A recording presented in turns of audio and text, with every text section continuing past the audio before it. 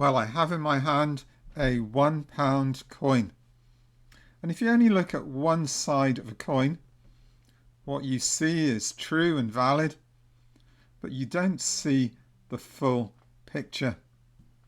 In the first of the talks that I gave linked to our midweek special meetings, I spoke about believing in God.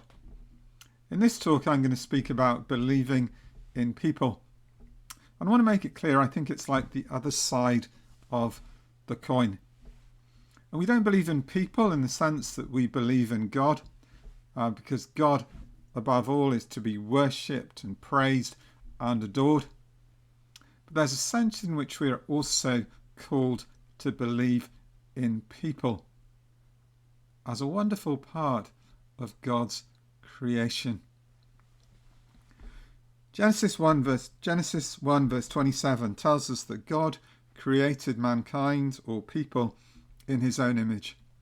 In the image of God he created them, male and female he created them.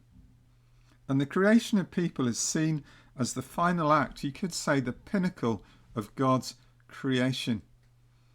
After people had been created, we're told that God saw all that he had made, and it was very good. People were created in a special way to bear his image, to be like him. When Jesus came to this world, he could have come in any form that God chose. But God chose to send him as a baby, growing up as a child, living in a human home, becoming a man.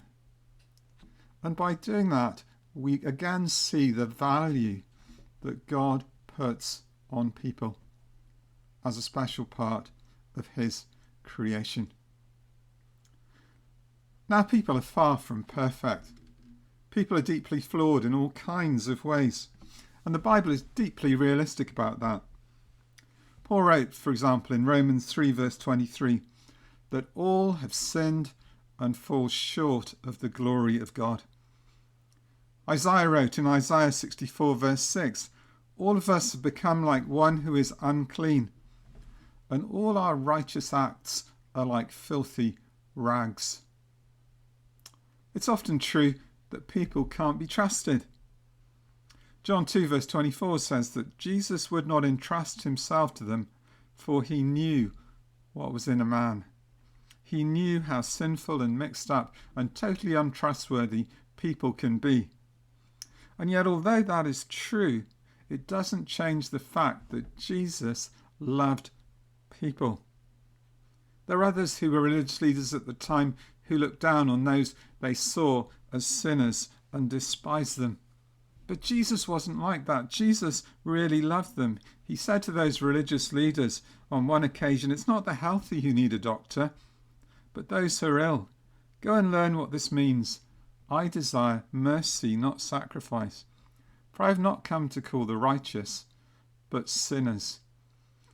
Jesus loved mixed up, broken people, just as they were. I spoke earlier about believing in God and believing in people being like two sides of the same coin. And few Bible passages illustrate that better than a passage in Matthew 22, where we're told that an expert in the law asked Jesus a question in order to test him. Which is the greatest commandment in the law, he asked. Jesus replied, love the Lord your God with all your heart and with all your soul and with all your mind. This is the first and greatest commandment, and the second is like it. Love your neighbour as yourself. In saying that, Jesus was putting love for God and love for people together. They're both central to who we're called to be. They're both central also to what the church is called to be. We're called to be a church that loves God and loves people. You know, churches can be known for all kinds of things. They can be known for lively worship. They can be known for inspiring biblical preaching. They can be known for all the good works they do in the community, and all those things are great.